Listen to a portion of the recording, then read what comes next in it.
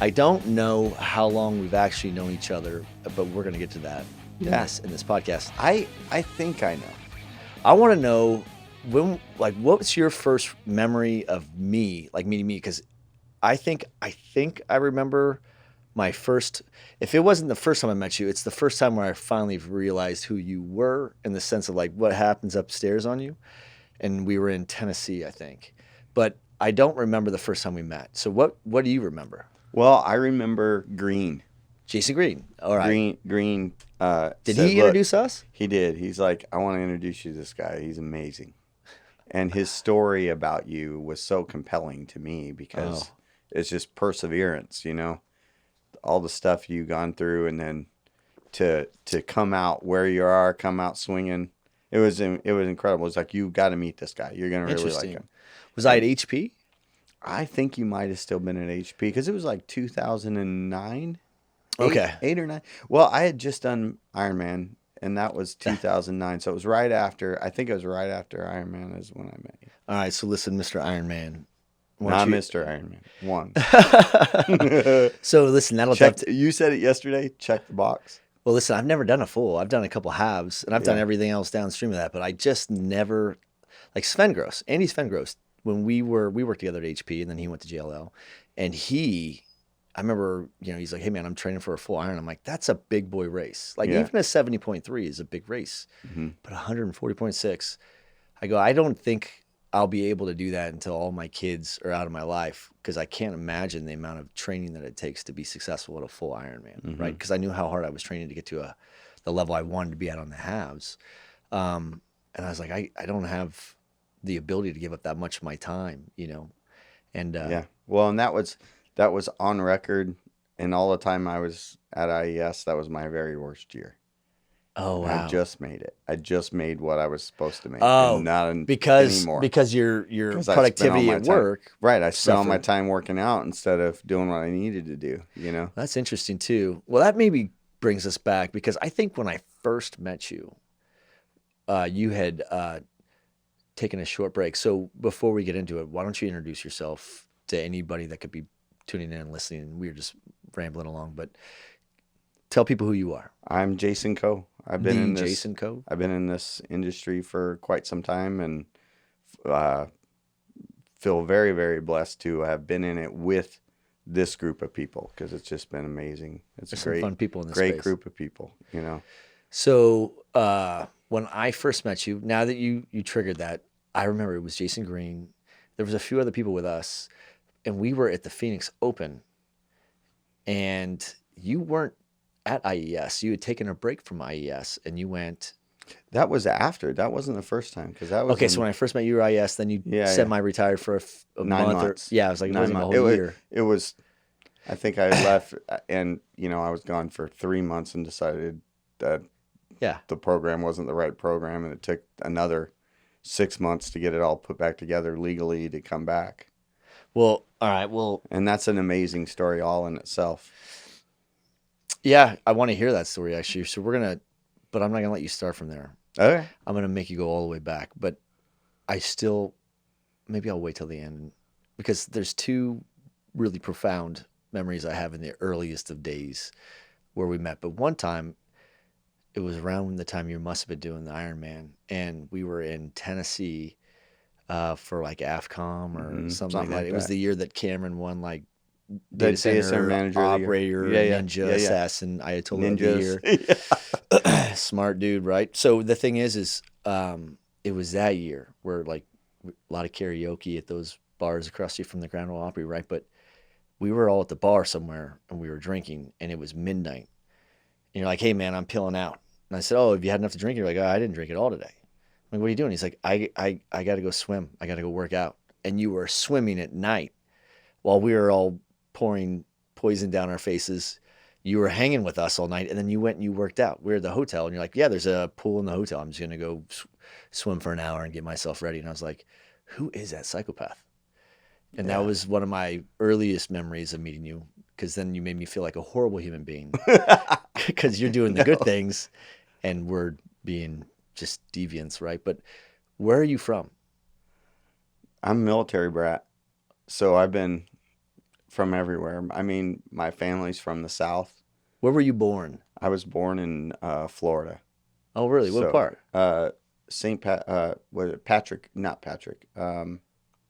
Like by base? Was your father Air Tampa. Force? It was Tampa. MacDill Air Force Base is where I was born. So listen, I should know this, but was he Air Force? Is that He what it was, yeah, Okay. he was Air Force. Like intelligence or something like that, or So, I don't know the name of it, but he was in like in a division of the security police in Vietnam, okay? and so they had a special ops group, and he was in that group.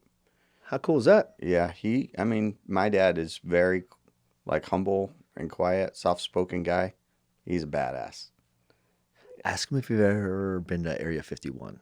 I bet you He he's been. has been. Ah, I've already asked that. I gotta hang out and drink with your dad. There was a couple questions that I asked that he goes, "Don't ever ask me that question again." But I can neither that's not confirm one or of them. deny, son. Now go to your room. Yeah, he's like, I asked him one time. I said, "Hey, and you'll appreciate this, and Sure. hanging out with you and Jesse and Anthony and that, I can understand it a lot more at this age than I did when I asked him." But I asked him, I said, "Have you ever killed anybody?" And he just said, "Don't ask me that question." Sure. Yeah. I asked one of the guys on our team once. I didn't ask him really. One of my kids asked him a question, and the question was more along the lines like, and I was standing right there, but I kind of teed the question up. Mm-hmm. I was kind of trying to tap dance around like, so how many people had you killed when you were, for that many Right. years? Right. And I didn't get there that bluntly. I was kind of tiptoeing around it. Caden just went right in for it. He goes, how many people have you killed? Yeah.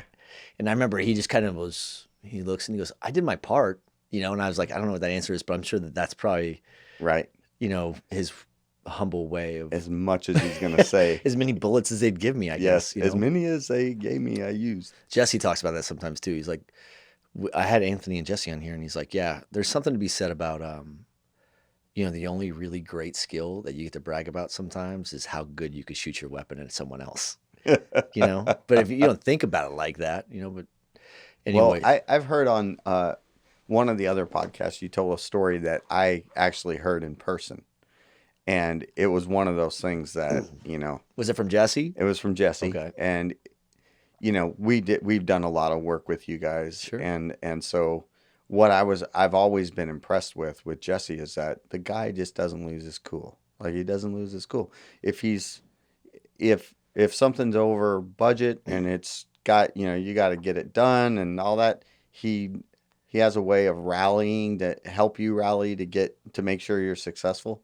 And we were sitting at your house one night, you and me and JT and Jesse, and you guys got to talking about how many firefights the guy had been in. Like And I'm 7, like sitting there and 800, I'm like, well, that's the reason why the guy's, so calm, because he's like, I'm gonna live tonight, and that just really shed a lot of light for me on how his demeanor is what it is so far along.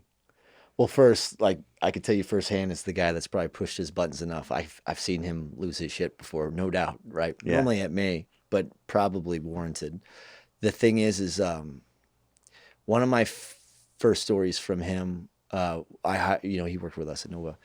Was this kind of, I think, really is a good example of him, right?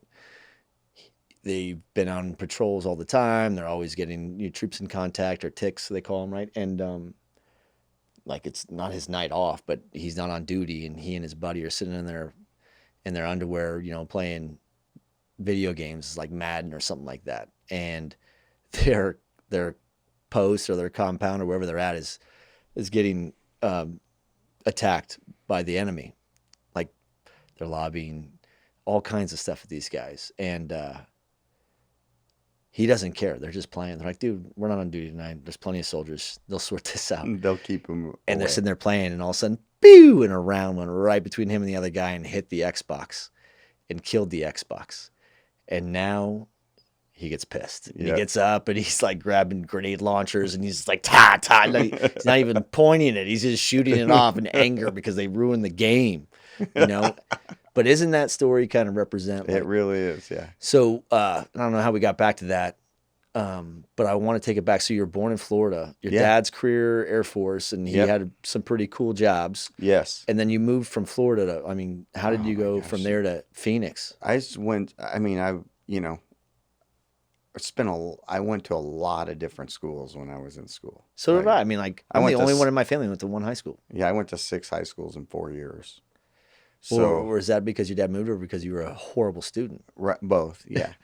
Well, what happened? Why No, six? just like we moved around a lot, you know, and that was just part of, and what's funny is that part of, you know, that was part of something that I learned from being in the, you know, being a military brat is no matter where you go, you can find something wonderful about everywhere. So if you go and you know, like I got put in the middle of the desert in Palmdale, California, which is like the armpit of California, Sure. essentially. You still find great stuff there if you look for it, you know, and you can choose whether you find the good stuff or whether you're miserable in the bad stuff, you know, and Well, listen, did you have any brothers and sisters? 2 sisters, Older, younger? one of each. Okay, so were you close? Are you close now? We're probably closer now because the older sister, she joined the military as well. She went to Korea. The younger sister, you know, my parents divorced when we were young, and Sure.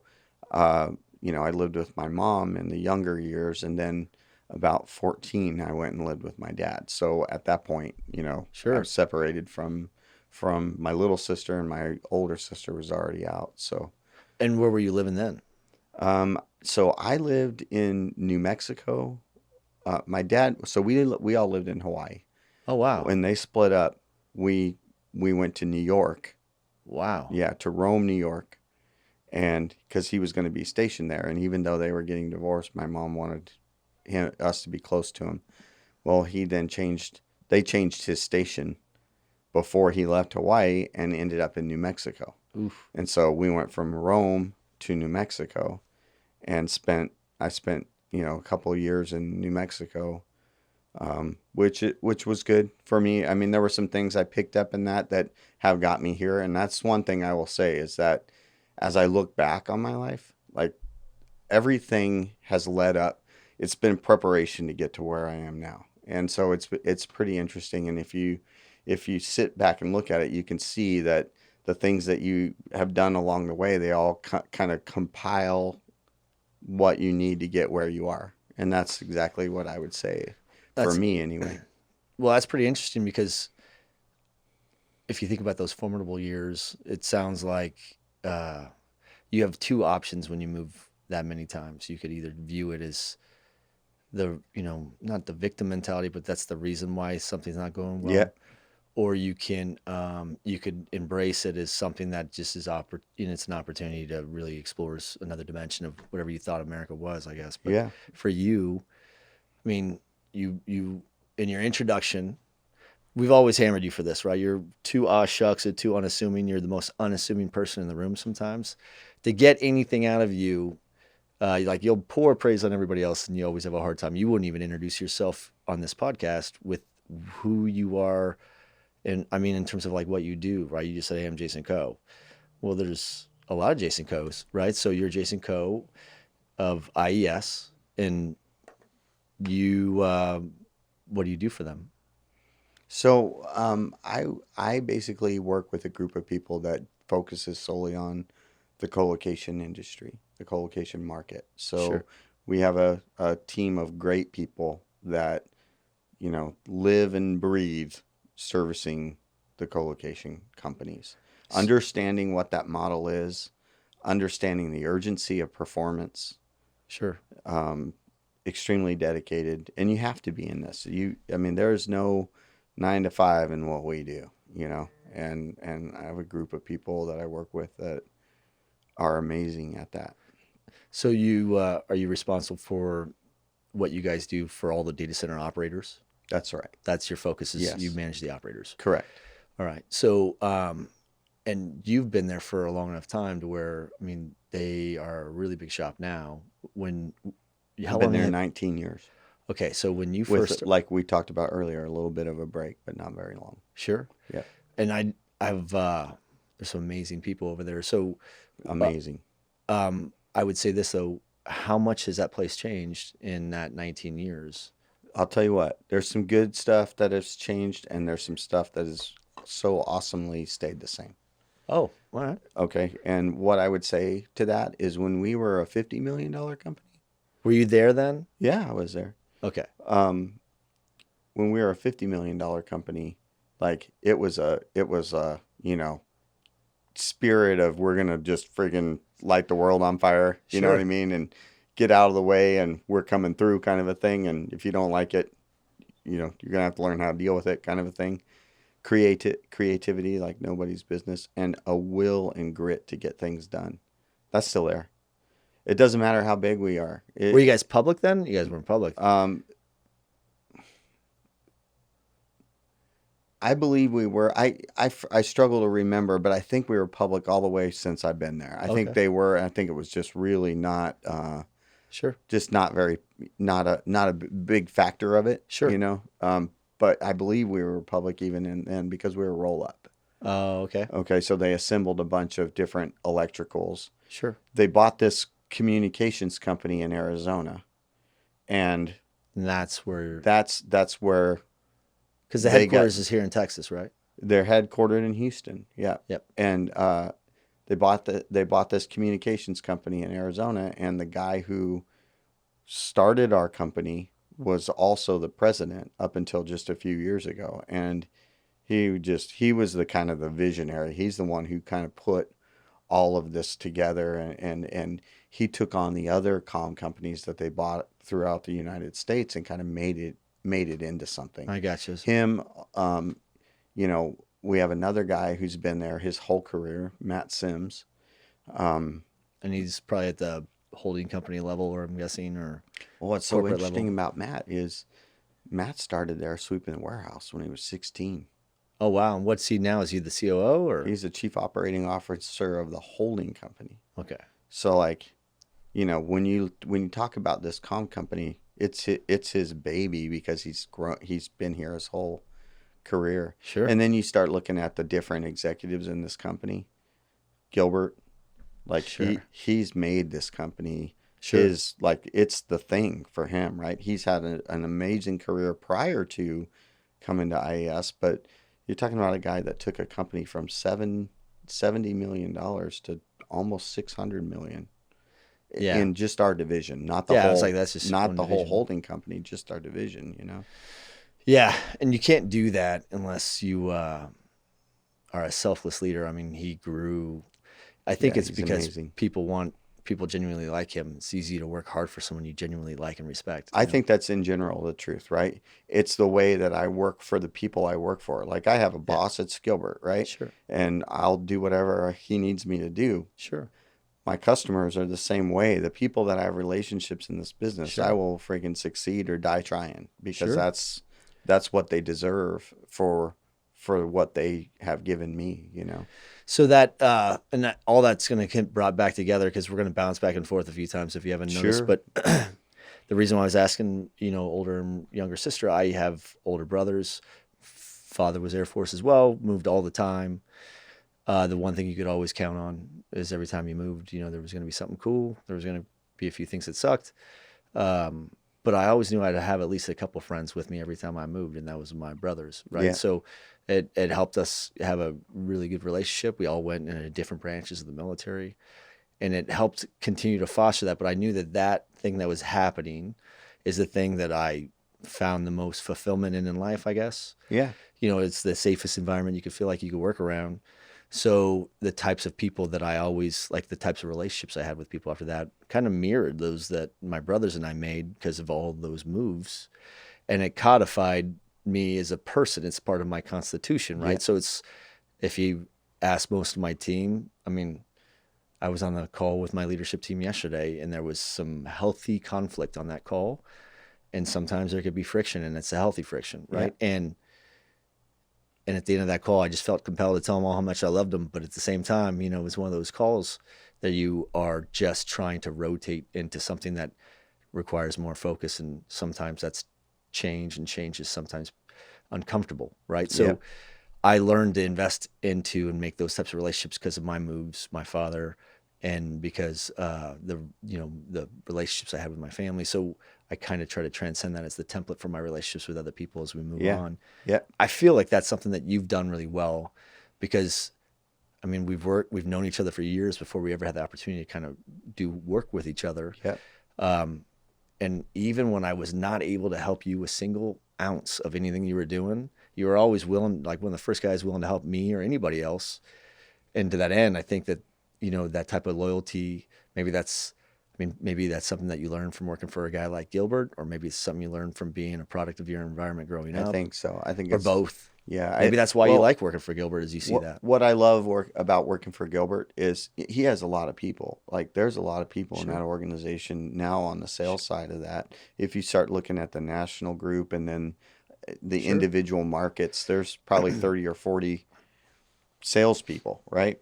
Sure. And what he does well is he allows each person to be who they are, not to try to conform to some model, realizing that if I'm a person that has a connection with a client, that connection is strong, but that means there's probably another client that I can't make a connection with, but another salesperson's personality will match right up with them. So allowing everybody to kind of be an individual and figure out the way is, I think, one of the things that he's done really well is he's just he's instead of like trying to make everybody the same, he celebrates their differences. And Yeah. those differences has been very beneficial for the company in my mind, over the years. Obviously, the points speak for themselves, right? Yeah. But going back, I mean, so you end up Military for me made me learn how to make friends, right? Yeah, that's another. I moved around a lot. So learning how to make friends and really understanding what helps, what's important to other people and how you can relate with that, how you can foster it or come alongside of it, You've always, from the earliest days, I've always noticed you invest hard into those relationships, which is it was a great thing to witness, right? So, but when you're young, you're now moving in with your dad, you're 14, and it sounds like you were in New Mexico or something like that. But at what Right. point? That was the time right there when I decided to make that move from living with my dad to my mom. That's when I went to South Carolina. Oh, okay. So your dad Okay. was in South Carolina. Yeah, he was in South Carolina. There's a nuclear bomb plant there, Okay. and he went out there to set up the security. They're doing third party security, and he started that contract out there. So he'd already left the military. That was his first job out of the military. Oh, good for him. Yeah. So So what part of? Okay. So how? I mean, is that where you went to high school in South Carolina? I went some. Some high school. Yeah, I went to some high school there. Oh, that's right. Because you did go to a I went few. to lots. All right. Where did you graduate from high school? What state? California. What part? I mean, what Palmdale. school? Palmdale. I wasn't kidding about that. Palmdale. Like that little armpit out there. Where is? I don't even know where that's at relative That's to like like- LA. I've heard of the I can't town. even tell you. All I right. don't remember So you exactly. went- It's LA County, but it's out on the edge out there. So you have to wear like neutral colors and flash gang signs and stuff where you're at. Not at that time. Not at Palmdale. Now you gotta watch out. But Oh wow. I hear that you have to watch out. But back Did you then, like being in Southern California as a kid? I wasn't crazy about that area, but like coming out of high school, I graduated there, and I found the electrical trade there, and I went and I was an apprentice electrician in California. For who? A company called Landmark Electric. Are they still around? I don't know if they're still around there, and I think Landmark they were in Electric. Hollywood. All at right. the So time. you got into the apprenticeship. Were they union? No, no, LA? they weren't. No. Huh. All right. So you They were a non-union group, but they had an apprenticeship program, and how'd you get into that? I had a friend who got into it, and it sounded interesting. It sounded like the money was good. All So I was a Sears department store electrician for Shut up. several years. Yeah. For real? Yeah. What's the benefit of working at Sears in those days? You get like a coupon for No, the... building new Sears. It Oh. was new stores. It was all Oh, construction. so you traveled wherever they went. Yeah. Well, and it was a couple of years, so it was there in Palmdale, and then North Hollywood. How long were those projects? Well, like I say, I was probably 2 or 3 years doing that, and those are the two I was on. So So you were in the field? yeah, I was just a field guy, but it was awesome. It taught me a lot. That taught me that I love to work. I didn't realize that until that job. I really Ah, didn't because it's you funny. know they realized that I was responsible. So like one of the very first things where they went, okay, you go and do this is putting all the lights in and hooking them all up. They gave me 3 or 4 guys, and we put all the lights in and ran all the whips and all that stuff for all the lights in the store. So at what point did you discover that you said you only did it for like 3 years? What did you do It then? was probably 2.5 even. It wasn't that So you long. liked the work, you just didn't want to work that hard I liked it, but I didn't. I didn't think that was like the end for deal you. for me. Huh? But like I say, everything kind of comes around, right? So what did you do next? So I went back to South Carolina, Okay. and my mom and little sister were living in Charleston, and so I went there and I did electrical out there for a little while. No kidding. Were you through the apprentice program? You know, like have a card or I didn't something? have a card or anything. You, Didn't finish the apprenticeship program, but so did they just say, hey, like, listen, they're like, look, I went and said I got a couple of years experience, and so it was easy to sure, pick okay, up work. Wh- What's interesting though is for me anyway, like looking back on it, right, is when I was in New Mexico, I picked up rodeo. oh wow, what do you Yeah. ride? So in New Mexico, I rode bulls and bareback, right? Shut up. It's like And I don't so even know you. and I got interested in horses through that, Hmm. right? And when I moved to South Carolina, I picked up team roping. And so in South Carolina in high That's school, weak sauce. I was in high school rodeo, right? And I was team Did you roping. do barrel racing too? That's a girl thing. Well, Yeah, isn't no, roping? No, I'm joking. Go yeah, ahead. team roping is not a girl thing. I'm messing with you. But so I liked horses, and I realized I liked horses. When I moved to South Carolina and I did that, I one of the first jobs I got in South Carolina, it's actually the second job I got. I went to work for a guy. I was at in a feed store one day and mentioned something to the guy who owned the store about needing a job, and he said, "I got a guy who you can go work for." I'm like, "Okay." So I went and met the guy, and him and his 2 sons. He wanted somebody to help them, him and his 2 sons, with keeping up with all their horses and their tack and all that stuff, and they played polo. And so I spent my after school, Learn how to play polo? working for people who played polo, which then evolved into learning how to play polo. Now it And has to connect into Gary Hayden, I guess, huh? well, that it does, yeah. But that kind of goes back to the Charleston thing. So I was in Charleston, I was doing the electrical thing, and I was kind of tired. I didn't want to do it. And so I connected with another family who played polo. And so they had a 3,000-acre plantation that was founded in 1792 outside of Charleston. And I worked at and lived on that plantation. For how long? I was there for about a year. I think it was about a year. And what were you doing? Riding horses and keeping tack and cleaning stalls What and happened to doing your all this. rodeo career? Did you ever? Well, like I say, I did the rodeo thing, and then I discovered this polo deal, and it changed the game. Sure. I'm like, okay, I like that better, Yeah. And so I was in South Carolina working on this place, and that's where I really learned how to play, was there, because they were making horses. And so, I just jumped right in and learned, only not because I was like this polo player, because they needed another guy who could ride a horse and be out there, and that was me. So So I how? went to Charleston, did the electrical thing, then went and did that, So in Charlotte, you said is where in you Charleston. Charleston, okay. Yeah. And then from that point, when did you start? I mean, you're 21 at that point or younger. Yeah, just almost 22. So what? I think I was 22. So what changed you? Like what? Keep going through the evolution. You went from Because this is kind of cool, right? I mean, you kind of went and checked a few boxes and tried a few things. So on this plantation, you haven't been down to the south enough, but you will be with your son, Yeah, right? sure. On this plantation, the polo field that we played was a couple of miles away from the barn. And so what you would do is you would take and ride one horse and pony 4 horses down to the field. And so one day we were down there and we were playing and we were done, and I was walking back down this road and it had the live oaks that covered the tree, covered the road. I've got 2 horses on each side of me, and I'm walking down this road and I'm just looking around going, this is beautiful. Like, this is I want this. I want this. And right there I went, you're never going to get this if you don't get your shit together. Interesting.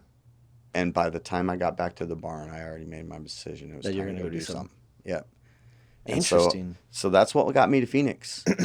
Like, that's literally what got me to Phoenix is in a 2-mile walk there. By the time I got back to the barn, I was like, okay, it's time to go do something. And when I got there, I called my dad and I said, I need to do something. I need to get a job. I need to go do something. Where did he live, in Phoenix? No, my dad lived, at that time, he lived in, I think he was in Los Alamos, because he ran Los Alamos for a long time. So he was in California. Yeah, Los Alamos, New Mexico. Oh, I'm sorry. Yeah. And but What was I thinking? he was a president of a company, and they had the security contract at Palo Verde Nuclear Generating Station in Phoenix. Oh, okay. And so he said, "Well, you can go to work there." Where's that at? That's it. That's west of Phoenix, way out, Like past Goodyear and all that, or? way past there. Okay. Yeah, it's on out there in the desert. Gotcha. It's getting closer these days because of the way the Data the centers are sprawl is going. But Sure. yeah, it's out there. So I had a little Nissan truck. Everything I owned fit level in the back, and I just jumped in and drove out there and went to work. Went So- there with knowing no one. I was like, where did you go then? You just went and I found a didn't know hotel to anybody. hang out I in? went for- and got an apartment, and Really? And how old are we then? 22. So 22, you moved to Phoenix and you get a job at the power plant? Yeah, running at that on the security team. That didn't last. I hated it. What part I did you hated hate? it. What did you hate about it? It's Because you got to be so kind of mean. monotonous. So monotonous. Security people have to be kind of abrasive, right? To be very, you want to be deliberate with what you're doing in that role, and you can't be, it's black or white. Yeah, it's You just don't want a to be tough operating. deal. So Yeah. I could see how their stern way of engaging with people that's necessary for that role was something that you probably wouldn't find a lot of comfort in, right?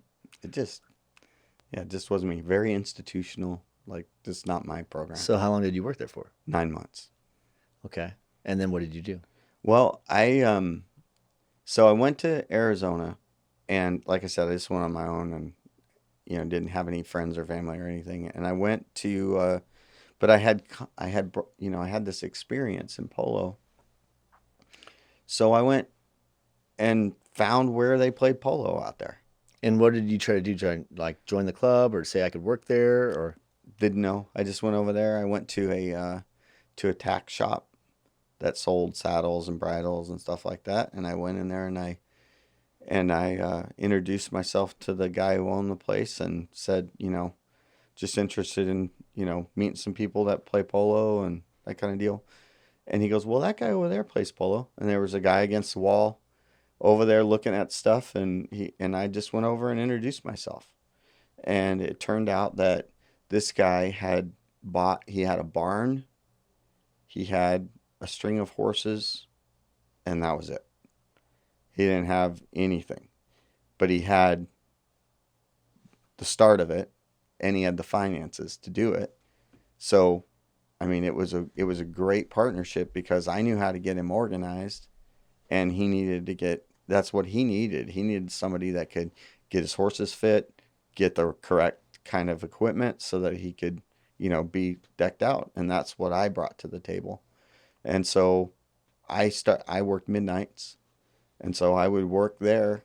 I would get off and go to the barn and work all day there, and then get some sleep in the afternoon, like, about 3, and get up and do it all over again.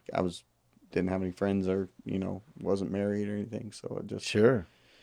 So you went from being a journeyman electrician to a not journeyman. I never made it through the okay. whole Or I'm sorry, program. So apprentice yeah, I electrician. was out there doing my best to, you know, But you went from that there's to too many really good electricians in our industry for me ever to claim that kind of, relax. you know what I'm saying? I don't think anybody.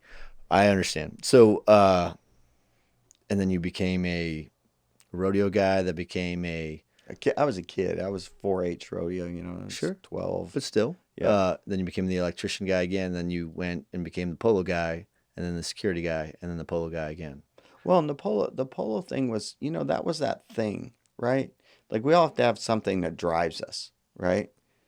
And that was the thing for me that was the carrot out there that I wanted to accomplish, You And just want to be in it, or did you want to play it and I be a wanted good to do it for competitor? myself, Okay. and But did and you want to compete in that? not really. I mean, polo is one of those things. I mean, if you compete at polo, you spend a ton of money Sure. to really do it. Um, like, I was talking to a guy the other day. They just had the U.S. Open in Florida, and there was one guy who brought 7 teams to the U.S. Open, 400 horses. Like, his feed bill was $1 million a month. Like, that's real stuff there.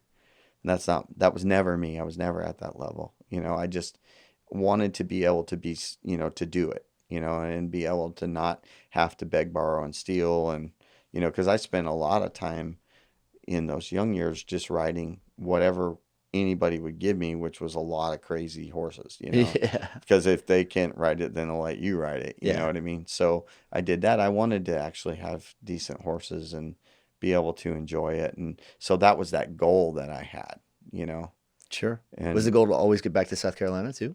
no, Okay.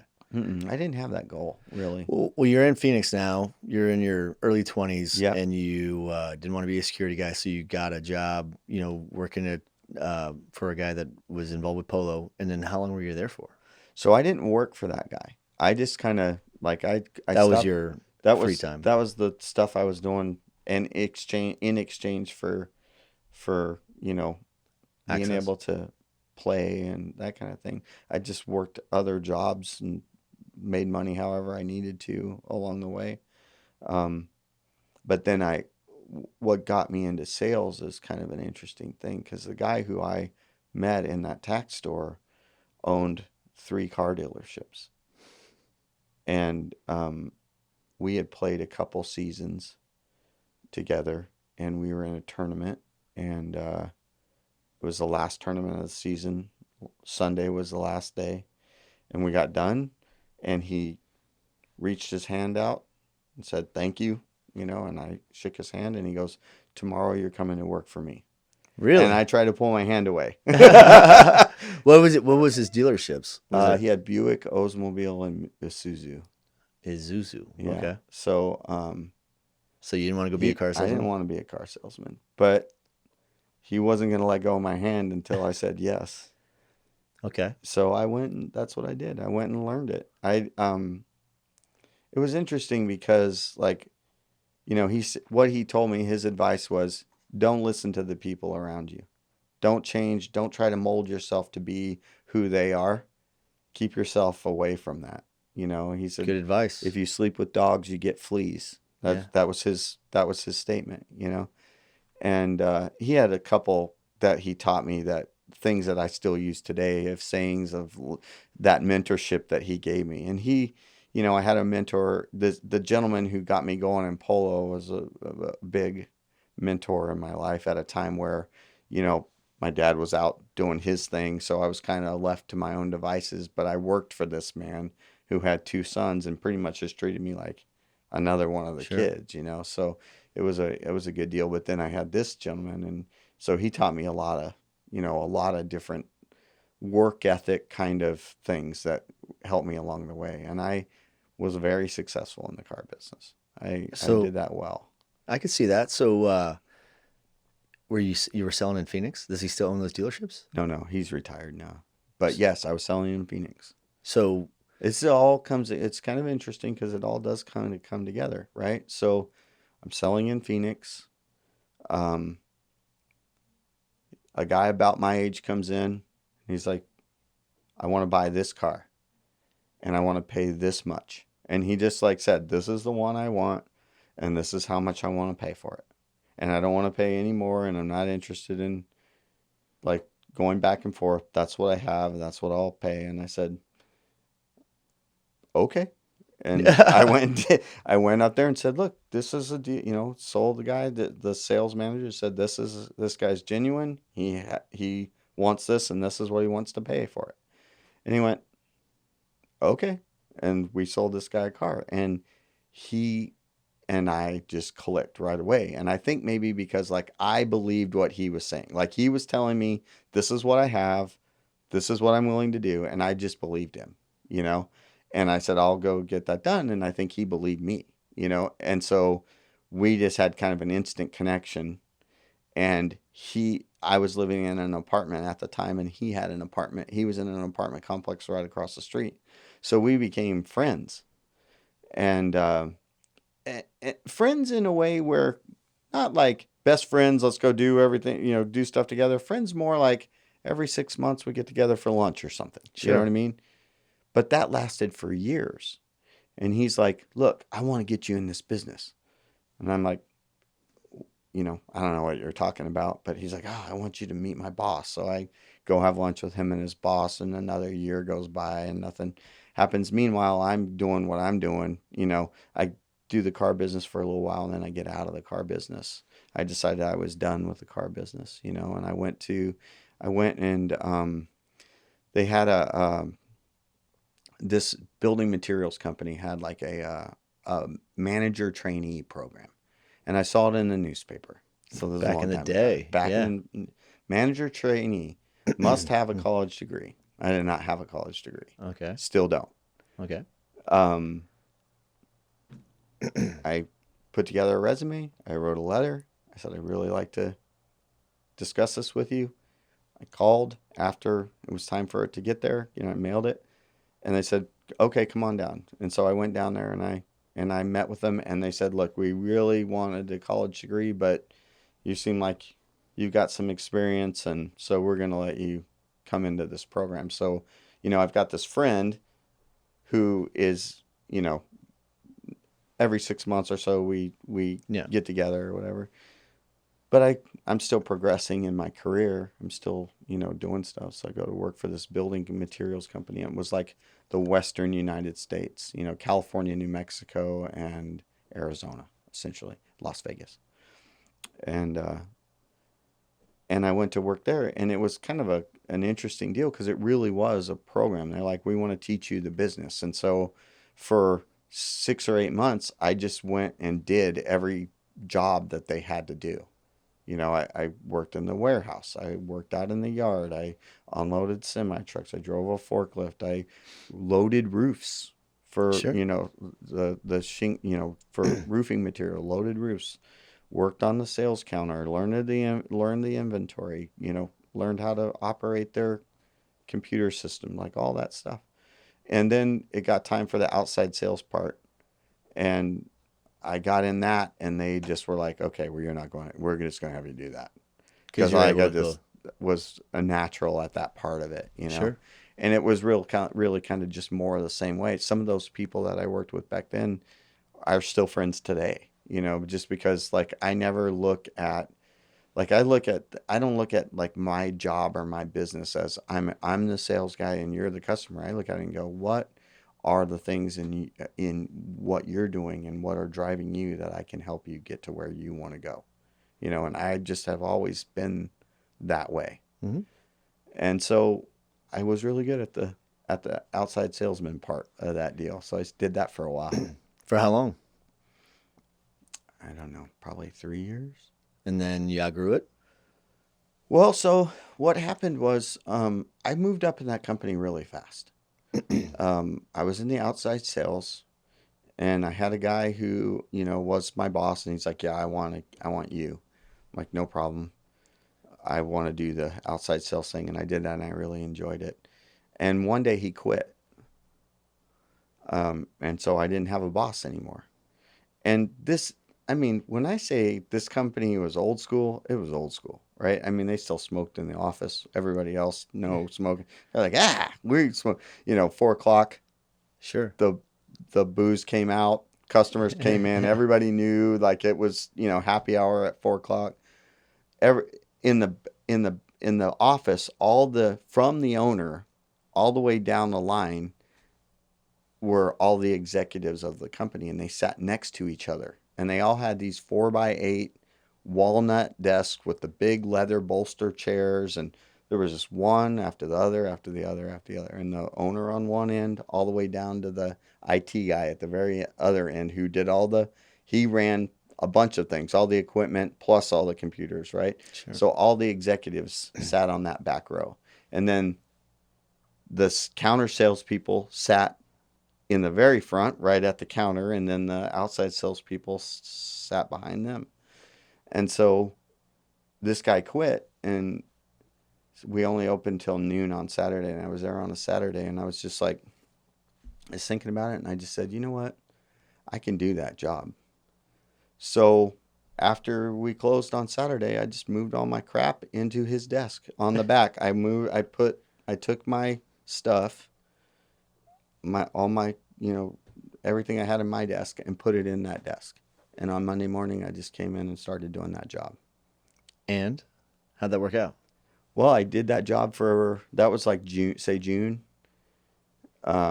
And essentially, like I said, it was Vegas, New Mexico, California, and Arizona. And I basically just went around, helped the other salespeople, like, getting going, the outside salespeople that they had. And at we had a Christmas party, and I'm sitting down there. They always had a Christmas party. They put a tent up out in the parking lot.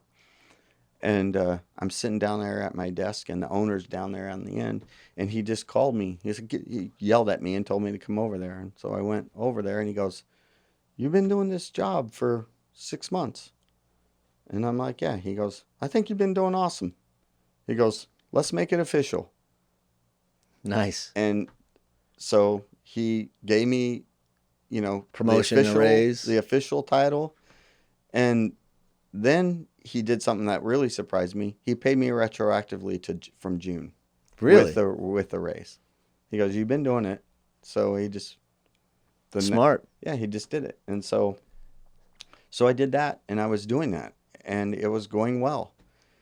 Then this friend that I sold the car to calls me up. He's like, "Look, remember Martin? Martin was the guy who was his boss." And Martin was like, he needs to have a college degree to do this. That was his deal. And I go, "Yeah." He goes, "He died." I'm like, "Whoa!" And he just unexpectedly passed away at like 42. And Wow. yeah, and had a heart attack and passed away. And he just said, "They're asking me to take his place, and I have to fill my job to do it. And I'd like you to come and talk to us about doing this." And he was in this business, Which business? in our business.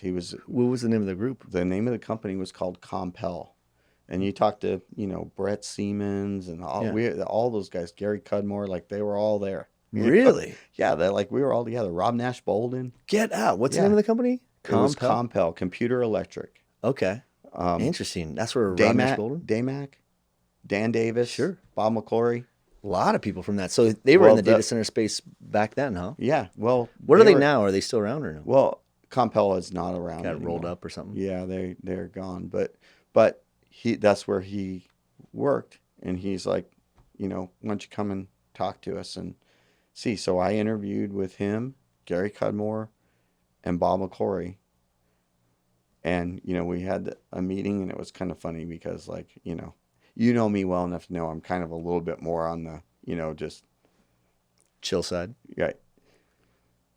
We have the meeting, and it's all done, and I'm very excited about what they're saying. And McClory's running the meeting because he owns the company, and he says, "Well, great, okay, well, we'll talk." I go, and I just turned around. I turned to him, and I go, "What do we have to do to just get this done?"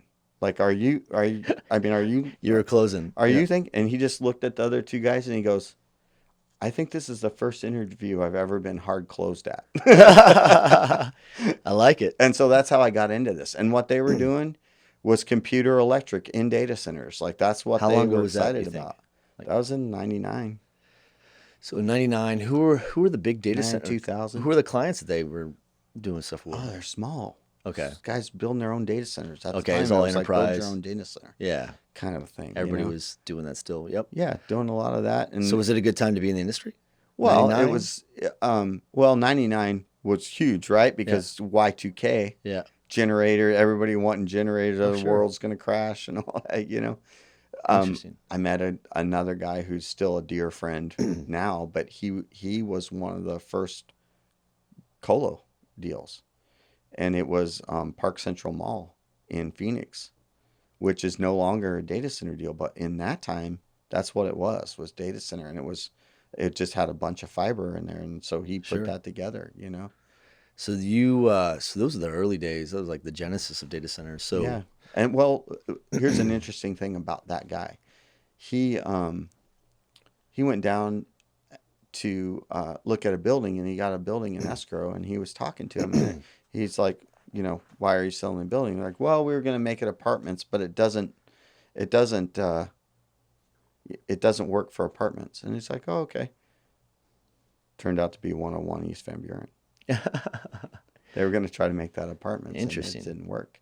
And then they turned it into, So at Yeah. 121. When is it 101? Okay. I don't know. I think it's 101, but I forget. Okay. Van Buren, you know. Gotcha. Yeah, the Carrier Hotel, Phoenix. Yeah. So, you know, and that's like those guys didn't know what they were sitting on. And Sure. then they figured it out. And Digital scooped that up, I he guess. he helped them to realize they had something. So how long were you there for? From 99 till when? 2003. And then what made you leave there? I mean, there's a combination of things, right? The management change was a little difficult. They sold, and Yeah, sure. the That's how it management happens. change was difficult.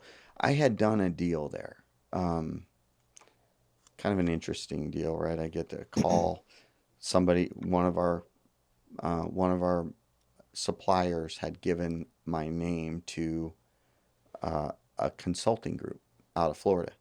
And these guys called, and there was a big deal going on in Arizona where they were trying to the state the citizens sued the state because the schools in Arizona, like the outside rural schools, weren't up to the same technology standard as the schools in the cities, and so as a result of that lawsuit, they created the Arizona State School Facilities Board, and the whole charter of that was that they had to bring every school up to a standard.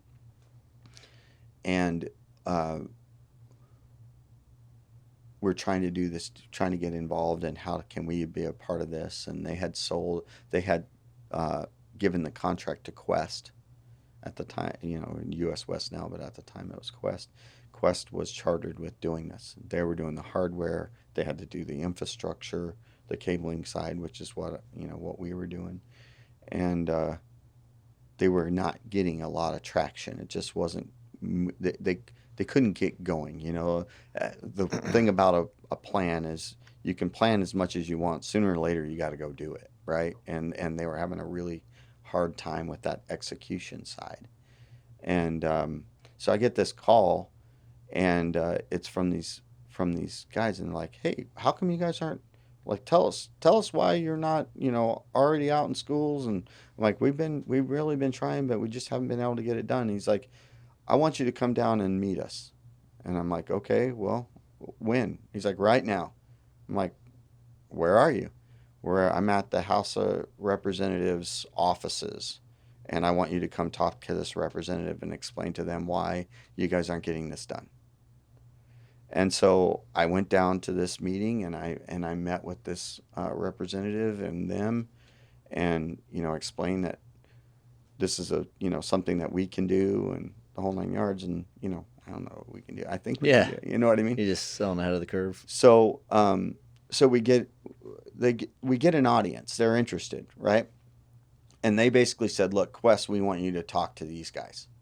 And so what I ended up doing is I took it back to my buddy, Scott, and I'm like, hey, we can do this. And he's like, Jason, we can't do that. There's no way. We can't do that. There's It's too big of a program. 1,200 schools. We don't have enough people to do that. And I'm like, well, how can we do it? He goes, well, I mean, we just sit there and brainstorm. I'm like, what if we get like a couple of other companies and we put together a team? And so you asked me how I got the, at the time it was Federal, it's IES now, but I cold called IES and I said, hey, you don't know me, but I've got They're in this theory deal. one of your competitors at that time. No, they are our competitor. Federal was the best. Yeah. And we were like right there, right? But they were the best. And so I Who'd you get a hold of? Gilbert? No, Gilbert wasn't there until 2009. Gotcha. It was the guy who was before him, or not the before him, two before him, and I got a hold of him, and I ended up meeting with Fish and Seeley. So Fish, Don Fishstein is the guy who started the company, and then his financial guy is John Seeley. He was the CFO, and you want to talk about class, like those two guys, classy guys, right? And so, I'm like, okay. And then my boss at the time, Scott, who's also my friend, he's like, I know these other guys that would be really good for this too. And so we got this other company. So we had these three. And then the consultant said, hey, can you bring these guys into the mix? And they had another guy. So we put together this group of 4 contractors, and we literally came up with a plan of how we would do every single school in the state. And so we put it together. We figured out that we could do the pricing because they wanted us to do it on the state contract because they needed to meet the procurement requirements of the state. So that's what we did. We did it all in accordance with the state contract. Did you guys operate as the prime and then pull the other ones through you, or were they contracted direct themselves? No, everybody contracted direct. Gotcha. We didn't have there wasn't like a prime or anything because you just couldn't afford to carry that, But what was really interesting is Compel had a very good design arm. Like they were really good at that idea of, what is it you want to do and let us help you figure it out, right? So in the beginning of this, they shined. They were so good. They were strong. They were ahead of everybody else because they were really good at design. Once we got to working, Federal freaking killed it. They were like ahead of it. They ended up taking on work of the other contractors who weren't picking it up, And so as that kind of progressed. How long was that program, by the way? Sounds like I think it was a year and a half or 2 years maybe. The other thing I did at that time is I got really versed in E-rate, which E-rate is a funding method that schools can use based upon the percentage of free and reduced lunch that a school has, and they can apply for funding based upon that percentage. So if you are 70% free and reduced lunch, the government will pay 70% of that project to bring something up, or if you're 90%, that kind of thing. So you're essentially raising capital for your clients. Yeah, showing them how to get through a process, right? There's money available for you. I'm the person that can help you navigate to get that. Sure. And so I got pretty good at that. And we were doing this school project, and I had that knowledge. And so Federal just rose to the top in a big way. And so in that process, they called me and asked me if I wanted to come and work for them. Really? Yeah. Because I kind of architected the thing, Sure. So it made sense. And so that's how I came to work at IES. And like all those guys that were at Coppell, whatever it was called? Compel. So those guys, were other people leaving too? Was like R&B, all those guys were kind of going different directions? Yeah. Gotcha. And then... and you see those guys now, they're all veterans of this. Sure. Deal, you know what I mean? Oh, Rob's awesome. He's awesome. When you think about that, so you were there before it was IES. Yeah, they were still calling themselves Federal.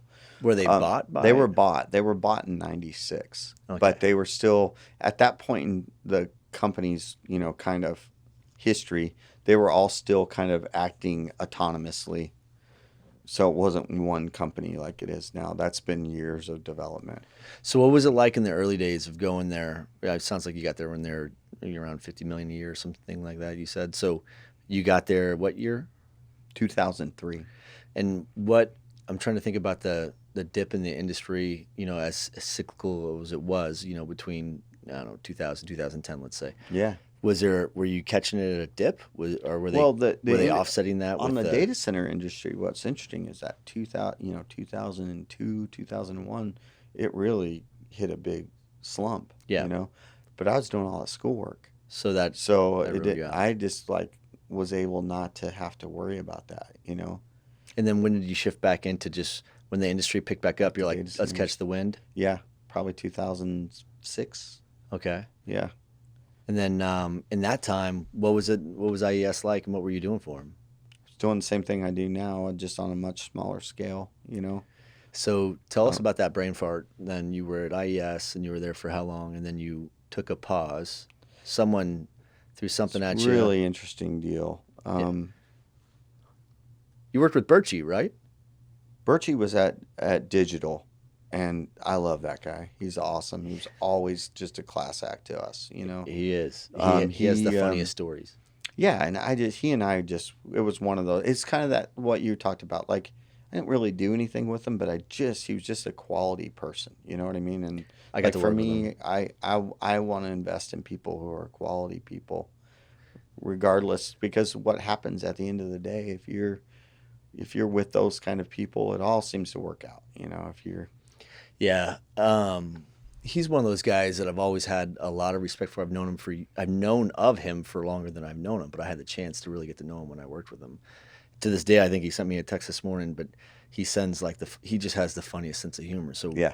when he's in the evening defragging from, all the brain damage that he does, because I mean, talk about a guy that used to have to white knuckle the wheel sometimes because he ran all the operation stuff for us when we were at Align, and that's his background with digital. But Yeah. he's Well, he such had 100 sites at one time for Digital. and he's such a hybrid, right? I mean, so he's actually excellent in front of clients. Like if you put him down in front of a customer, he's the perfect sales engineer, so to speak, because he understands the ins and outs of the facility so well that he's very unassuming. He has no ego, right? So when Yep. you talk to him, it's with a great deal of conviction and accuracy in which he speaks, and he's not the sales guy, so he's indifferent as he's explaining this information, not coming at you from an angle, so to speak. Yep.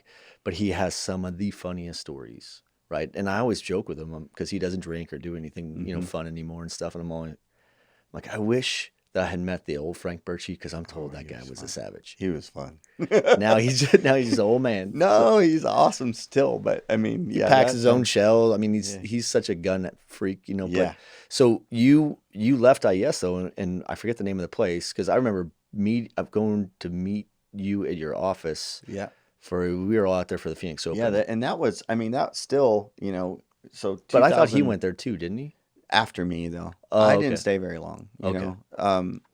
So, I got kind of entrenched in the data center deal, the whole AVCOM, when AVCOM was really fun there. Sure. I'm sure they're fun now. I just haven't been in a long time. So, Sure. It was this year. They just did Data Center World here. yeah, I bet it was great, but I wasn't there. So I didn't go into the hall, but, I kind of like in those 3 years there, that's where I kind of met all you guys, 2006 to 2009. Believe it or not, the first guy I met was DeVita. One of my favorites. He's gonna come He's do one of these my all-time favorites. I love him. hands down one of the funnest guys to go, and he obviously knows what he's doing and he does it really well. But Mhm. I remember going to DeVita was with us when that night that we all went to your office for the first time. But Oh yeah. but going back, did you know Jason Green because you were doing work with Vantage at the time? Because he was at Vantage then, right? Yep. So I met Green in Vegas for the first time. At a trade And show. Same industry thing. Like he and I just kind of became fast friends. Sure. And so that's how it happened. Yeah. I forget how I met him, but he and I clicked pretty hard too. The first time I spoke with him, obviously a very bright guy. So Yeah. he introduced us, Yep. and He then introduced me to LD. Oh, really? Yeah, like I mean, Is that how did he introduce you to JT? probably. Somewhere in that Yeah, orbit, yeah. right? First time I ever met JT was in Nashville. Oh, when we were getting kicked off the stage doing karaoke to Total Eclipse of the Heart. What was one of? It was one of I have those. a video of him and Graham still on stage. That is so great. It was one of those funny things because like it's. I kind of look at that first encounter with JT as like the epitome of what I hope that people see me as, right? Huh. And he came up to me and he goes, "That's a nice shirt." I go, "Thanks." He goes, "Can I have it?" I said, "Sure." That's how he rolls. Yeah, exactly. And like, if someone asks me if they need my shirt, I will give it to them. You know, You it's know, just like, did you know that he had a stalker when we were out there at that trade show in Nashville? If you remember, we had David Fiedler. oh yeah, He was at HP with us at the time. He wasn't at Dropbox yet. yep, And talk about savant smart.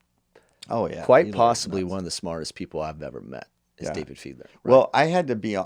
I remember I had an encounter. This wasn't then. It was a little later. I had lunch with Fiedler once, and I'm like, talking to him. I go, I just want to be honest with you. I'm out of big really words. trying to just keep up with you here. I have to Google half the things you're saying. I'm out of all big words. Yeah, I would say that to him. I'm like, dude, yeah. I don't have any more big words. Yeah, I just had to tell him. I'm like, Oh yeah. just so you know, I'm trying my best here. You So know? cerebral, that guy. He was fantastic to be around because you would just learn from being around him because he would break everything down, and I would spend enough time with him. And I'm like, and I developed enough of a relationship with him where I could ask any stupid question I wanted. And I mean, to him, they were all stupid questions, right? Right. So I'd be like, hey, David, what do you mean by, and he's like, well, and he was so patient, to walk me through that shit. But if he ever got a few bowls of loudmouth soup and Dave, he turned in a lot of fun too, right? And we were out it was his birthday while we were out there. And we ended up at some bar, and I think that one of us ended up behind the thing, and we were pouring like 200 shots of whatever. And some guy really took a shining to JT, and I think he was, how JT wanted your shirt? Yeah. That guy wanted some clothes from JT, I think, too, right? It was one of those nights. That's funny. But that was the first time you met him, huh? Yeah, that's the all right. first time. That was a fun. But I knew you, so like I think that's where the connection was. Oh, okay. It's like I knew you, and you were with JT, and I came Sure. in, and yeah. So, and DeVita used to roll with us all the time. He was still more. I think he was probably like Cologix, or I don't know where he was at, but Before, yeah, I think that was before. Remember when he was at Digital there? okay. I think it was Digital. Telex. He was, Telex. Yeah, yeah. Telex. That's what it was. Because I met him through La Mancha. Oh, okay. Yeah, La Another Mancha. awesome guy. La Mancha and I, like, when things started going, he's Air Force guy. Yeah. I connected with La Mancha early on when he was at Cox, Oh, okay. And he and we were running around Arizona. I got to work with doing him at Line. He's an awesome guy. Yep. So La Mancha introduced me to DeVita in like 2006, I think. 7 maybe. So you took 9 months off of IES and you went and Yeah. you worked at that place, and then at some point, like how long were you working there until you realized like maybe I made a mistake? It was a few months. And I don't know what would have happened except for Fish. Like, I don't know what would have happened in my career, in my life, in any of it, if Fish hadn't have stepped in. So what So happened? Don Yeah. Fishstein, we call him Fish. He's the president of the company. He's just like the classiest guy you want to know, And he calls me one day and he goes, "Hey, you want to go have a beer?" And we like live kind of close to each other. And I'm like, "Sure." So I went and I had a beer, and he goes, "Look, I know they offered you a lot of money and all that, but like, I just want to know, what made you even listen? Yeah. Like, I just want to know, like, what made you listen?" And I said, they had, their CFO had left. And he was the guy I was telling you about that I first had met when we were doing that school deal. He had left and moved to Las Vegas, and he was the CFO of another electrical contractor at the time. But in that time, like the people in accounting were kind of they didn't have a rudder, right? Mm-hmm. And so he had asked me, and I just said, I'm frustrated with the way things were going as far as like getting paid and and I just felt like they were like that team was really kind of more against me than for me, Yeah. and it just was frustrating. And so like I that's what made me listen. He's like, okay, and we finished our beer and we left, and that was kind of it. And another month probably goes by, maybe 6 weeks. He says, hey, you want to have a beer? I'm like, sure. So I go and I have a beer, and he goes, I just want you to know I went and got Eli back. Is that Will you the come back to CFO? work? Yeah, that's the CFO. He goes, will you come back? And I go, yes, I will come back. Good for you, Because I was man. already like it wasn't a right, it wasn't a You just smart knew. decision. I took a chance and tried something different, and Would you? it just wasn't the same. Do you find the value in having taken that risk? I do. I find the value. What did you learn the most about yourself when doing that? I learned how to fight. In what way? Well, you know, being in at IES, like, you know, I would say one of Gilbert's highest and best values is he paves the way for you, right? Like there's a bunch of things that can get in your way when you're trying to develop a business, and he has this unique quality of being able to see a half a dozen steps ahead and clear that out of the way before you get there. So it just makes it very. Were you working for Gilbert when you left? I was. Okay. But it was pretty, it was still pretty new. It was only a year and a half or 2 Sure. years. We weren't as close as we are now. Sure. But there, they didn't have that, right? So every single decision, everything that you wanted to do, you had to fight for. So it taught me how to fight. So when Yeah. you came back, did you see yourself as a completely different person? Like a new version of yourself? I just think I'm maybe a little wiser. You know what I mean? Like Mhm. I really think it just brought some wisdom and appreciation for what I have. It really made me appreciate the organization and what each individual does to make it what it is, because going to this little group that wanted to be what we were, and then seeing being so close to it, right? Like now, instead of being the one that's out here doing what you're doing, now you got to like go do that and then work it all the way back to the final product to get anything done. And so it made me appreciate like the infrastructure and the pain and effort that this organization puts into making it to where things go off the way they go off. A lot of complicated moving parts behind there running is, a business. man. And like I learned a lot about having the right people, right? Like we have a COO. He's now a COO. At the time, he was a vice president, or no, he's a president at the time. But I had a job once where we were not doing well. Like we weren't doing well, and we weren't going to make the date. And it was, it was important that we did make the date. And I called him and said on a Sunday and said, look, we've got this deal in Virginia. It's not going well. We need help. And Monday morning, he was in Virginia on Really? that job, sitting on that job and doing Who? that. Matt Okay. Simmons. Oh yeah, yeah. Okay. Yeah. Sorry. Like he's sitting there on that job, like not too high on the, Sure. I'm the president. I don't need to be there.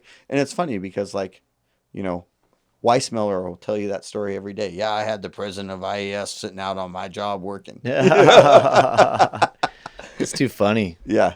Good But for him. that's that kind of stuff, right? That kind of dedication. And that's the stuff I learned that it helped me to appreciate that. So how much change have you seen since, now? What year did you go back there? It's been a while. 11? Okay. In 2011, you're I saying? think so. Yeah. That makes sense. So Yeah. 11 years ago. Yeah.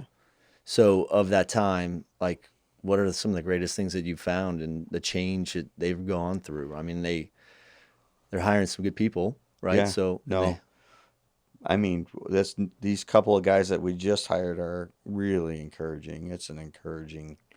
I just look at this and go, man, we're up in our game, what is the biggest challenge then, for you now with where you're at, maybe as a business or even you within the business that's evolving, because you guys are growing by I mean, how many people are you looking to hire right now Well, I think we got 1,000 people, that you're something like trying that, to that we're trying add, to right? hire. Yeah.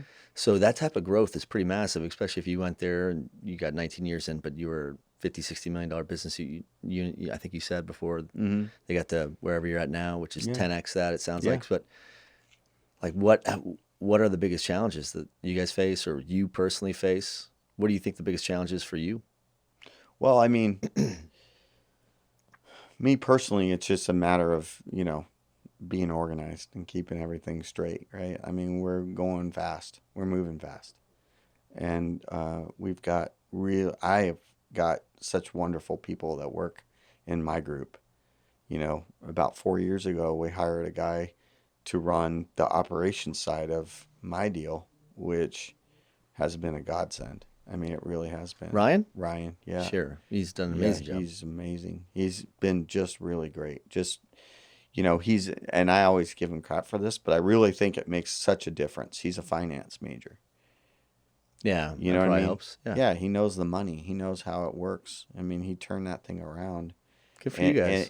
and turn it around in a way where it's not like it's not like we weren't already doing a good job, but what he was able to do was make it profitable, you know? So for some people that don't know who IES is, what is it that IES does?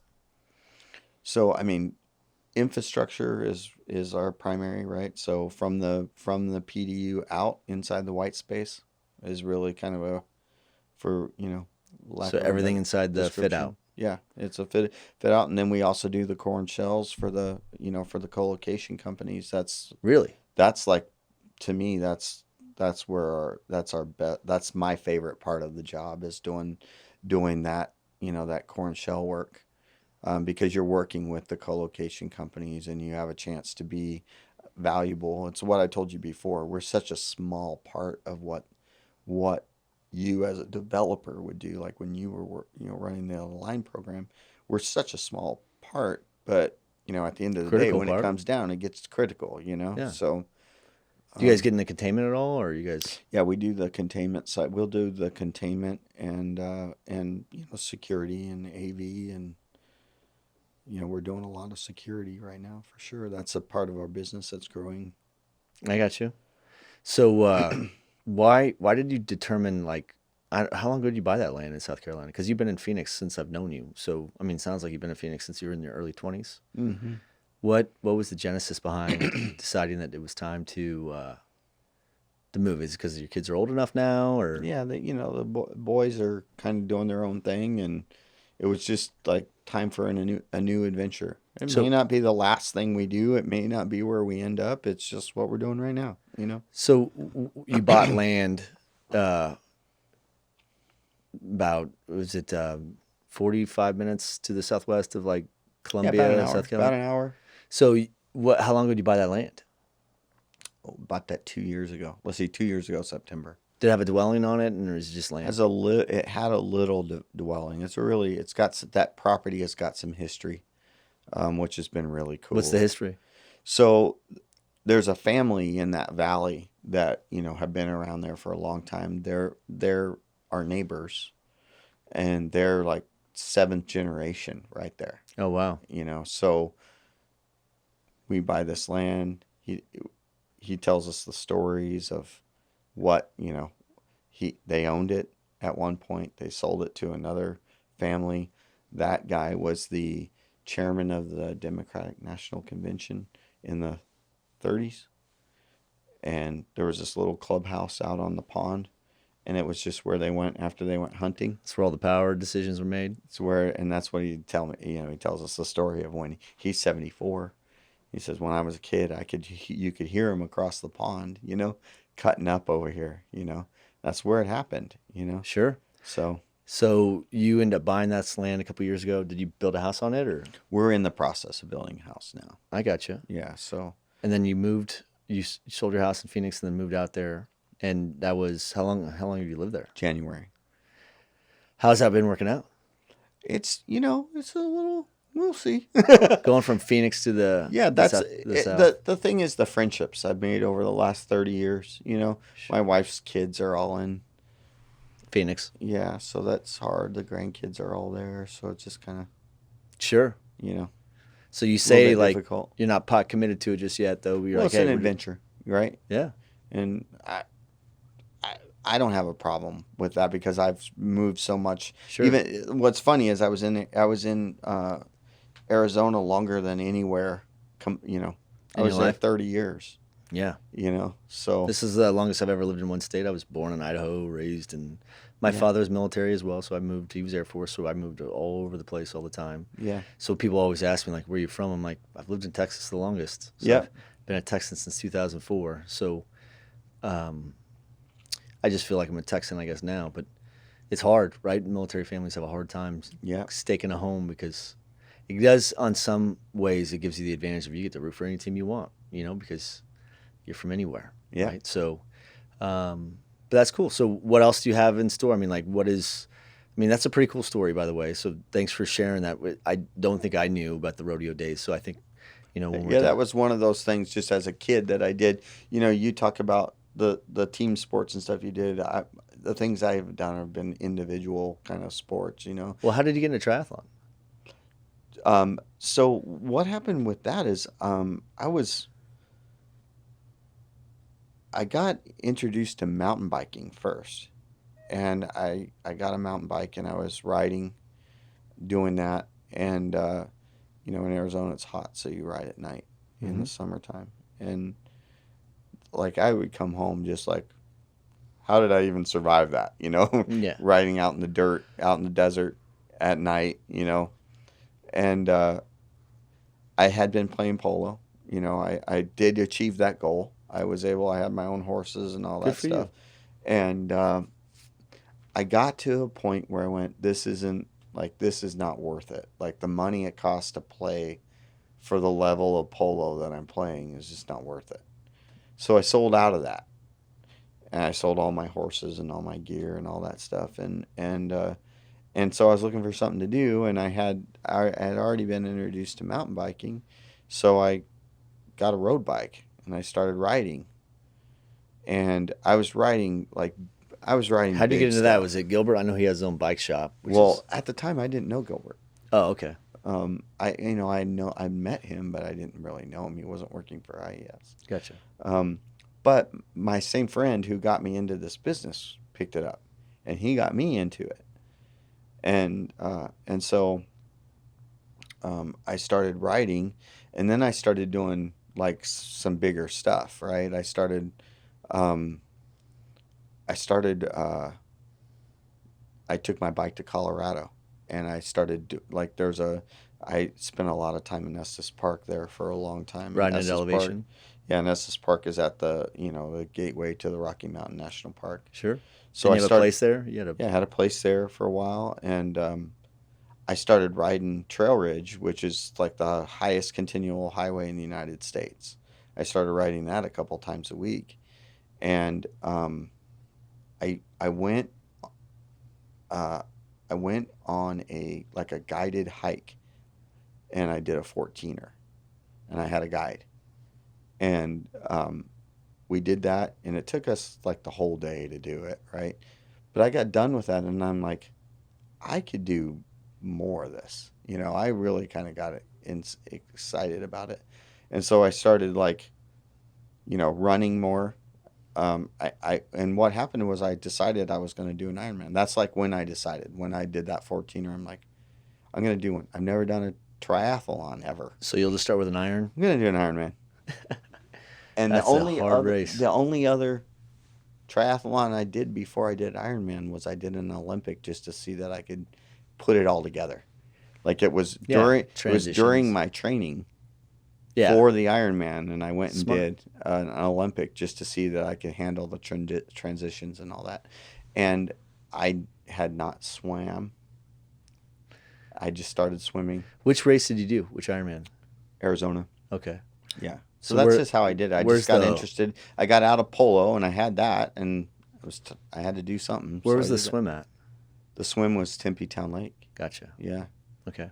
Never swam that. Yeah. So, well, they don't let No. people swim it usually. Well, and it doesn't sound like it has a lot of current or anything like No, that. no, it's just a body of water. Gotcha. But yeah, so I got into it, and then that took me through, like, I did that in 2009, and then I started doing ultras after that, you know. Yeah, I did those are that for a fun. couple years, and then I just kind of like, it's kind of like what you're saying, like that period is gone. I want to get back to doing stuff, but I haven't got the oomph. I feel like my Ironman is work right now, you know? I thought I'd get back into it. So last Memorial Day, I did a triathlon with both my sons, and they're so my kids have been I mean, they both qualified for Iron Kid Nationals when they were younger, and we were making them when they were like 9. They would do trail races like Bandera, the Cool. hardest trail race in Texas, and we would just always take them on long haul runs. I would typically lie to them and just tell them it's like, hey, it's just going to be like 3 or 4 miles, maybe Just a 5. short one.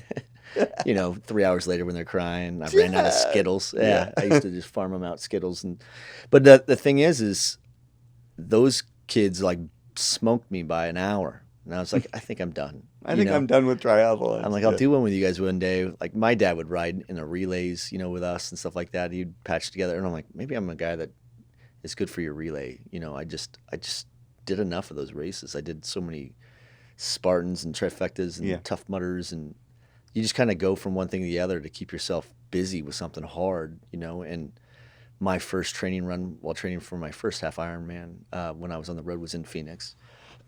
And I woke up at 6 in the morning to go for a run, and I was a good runner. I would typically finish my triathlons with a sub 7 minute split. And I wasn't even running for like more than 15 minutes, and I remember doubling over, like thinking I was gonna die.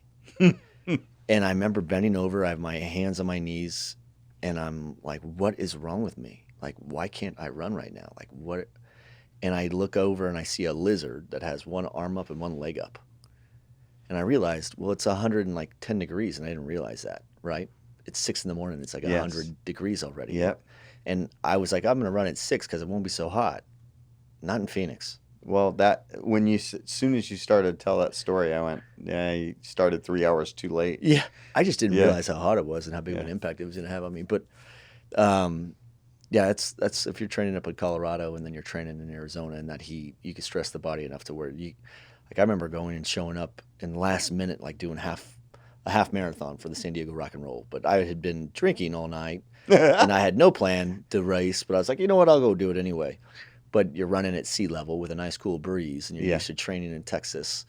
And regardless of how, I probably laid 5 miles of beer farts down that rain before I finally got my body to work right. But like the reality is when you train at that altitude or at that heat, and then you go race at sea level, you don't labor the body as much. So you in many ways enjoy it more because you're not hurting Yeah. as much. Yeah. But you also perform better. So a lot to be said about that.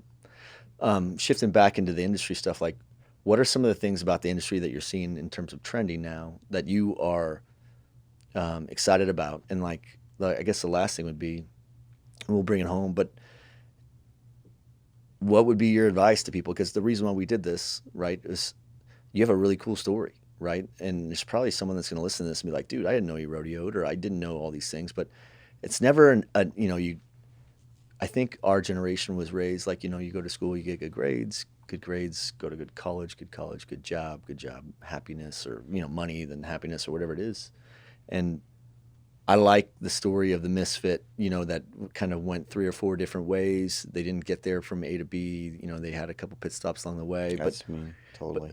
But you just kind of keep circling in a wider orbit until you tighten that up, until you figure out what your purpose is and what you want to do and what you're passionate about. And when you do that, you tend to be more successful at it because you're productive at it because you enjoy it, right? And I would say that that's like, for me, it could be data centers or car washes. It's not about, the intensity of what we do is a lot of fun, right? And I always wonder what's going to happen when I'm too old to do it, I'm going to be sweeping somebody's warehouse somewhere. No. But the thing for me is the people, right? Like me personally, like I look at this and just say, like, I am so blessed to be able to have such strong relationships with people who are high quality people. And And like you say, well, when you find something you love, then it's not even work. That's what I would say. Like taking care of the people that I take care of, that, I mean, because that's all I really do. Like someone told me once, just very recently, the reason people call you is because they know when they call you, you're going to get it done. You're going to take True. whatever their problem is and make it your problem and get it fixed.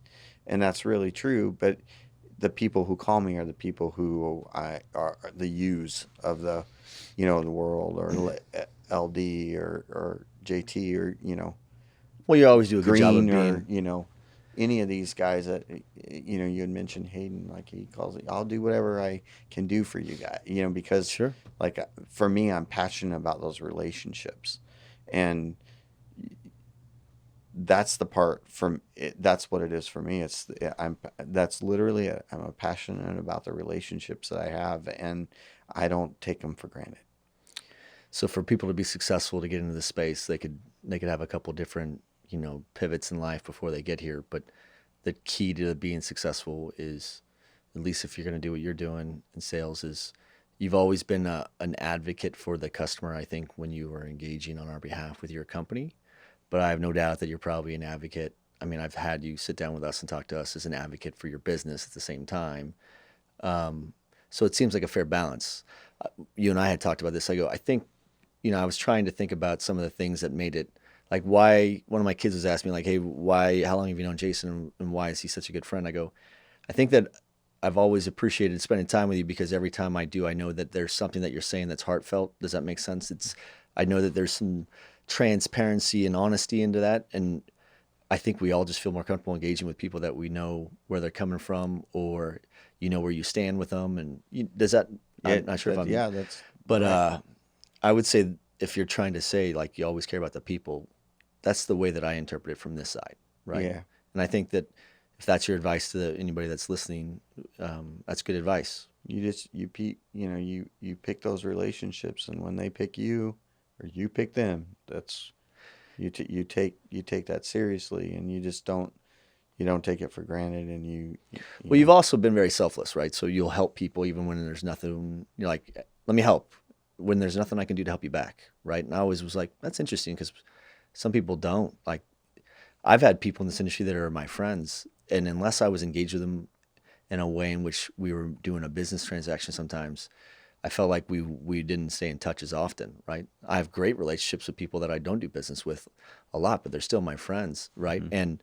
And some people are their friends as long as there's something that they could gain value out of that on a professional side. So I've always felt like our relationship was better knowing that I didn't know you anything, you didn't know me anything. If we got a chance to work together, it'd be great. And if I could see you be successful or vice versa, I was Yeah. always in your corner. So I think that this story, hopefully for those people listening, would hear like, you don't have to have the most experience. You don't even have to have a college degree, it sounds like, right? You just have to know what you're doing and care about the people you're doing it with. And as long as you invest into those people, you should Yeah, be okay in this space. Do you agree? that's right. And in this, I mean, you spend some time around it, you'll learn the stuff that you need to know, right?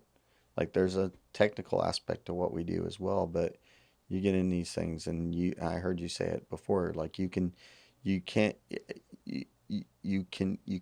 teach, I can, and that's the part where, you, if you're around the business, you're going to learn it, Yeah, but you got to immersion. have that desire, You got to and want to learn. yeah, Yeah. the desire to, in my case, take care of people. There's a lot of growth coming in this space right now. What do you see happening in the next, I mean, especially like yesterday, Switch was taken private. Hmm. Some big things going on in our space right now. A lot of this stuff I remember when I was at HP, Peter Gross got in front of us and he predicted everything that's going on in the Hmm. last 3 quarters Yep. years ago. He's like, Yeah. yeah, what's going to happen is in, 8 years from now, there'll be this massive consolidation. Then what you're going to see is X, Y, and Z. And we're seeing it all Yeah. unfold. So what do you think is going to So be? you take that, like you listen to the guys like Gross who know, right? Or they Yeah. have a lot of wisdom. They say that, right now we're building out the cloud essentially, right? Mhm. The next thing is AI and autonomous vehicles and 5G and all that. That's the next stage, which keeps us all busy, Oh yeah. you know? Our industry it's been growing at a double digit CAGR, I think, since I got here. It seems Yeah. like Hmm. I've been in the space you've been in since 99. I got out of the Navy in 2000. So Yeah. I've been in it since the same, right? Yeah. But Hmm. such a great industry to be in, and great time to be in the industry, even if you're just getting started, don't you think? Dude, I think it's exciting, and the young guys that I know, I think that this is the place for them, because you can do so much, and on whatever level you want to play, you can play. If you want, you can grow as far as you want to grow. I think those two guys that you just hired, they're former Army guys, Patrick Smalley, Insane. John Those Kirchhoff, dudes are so high class. just came out of the military, just Yeah. transitioned out, and talk about default aggressive, right? I mean, I think John was sending me text messages last weekend, right? And he's Yeah. like, "Hey, I want to do this and this and this," and it wasn't for his own glory. It's just he Yeah. came in and I, I always call those guys bucks. I'm like, "Come on, buck," because they're younger, they just got in the game, and they're still learning the dialect of the industry, but they're light years ahead of some people that have been here forever, just because they have a huge engine, they want to make a change, they want to be significant in what they're doing, they want to be disruptive and make changes. I think that's fantastic. And their level of commitment is a level that you just, it's so refreshing. Adding Like, them, it's like we put, Smalley retired one day and was on a deal 2 weeks straight the next. You know what I Yeah. mean? Like he went up to help us on a deal, and it's pretty interesting, And I see those guys kind of like I see myself a little bit, like, walk. You might walk quiet, but you carry a big stick. Those guys carry a big stick. Yeah, I They think those really guys- understand what they're doing and how to get it done. And like even in this last, we did a project and we finished it out, and Smalley took it to the finish line, and he said, human capital is just as much of a commodity as anything else, and you got to manage it. And I love that statement because he's right.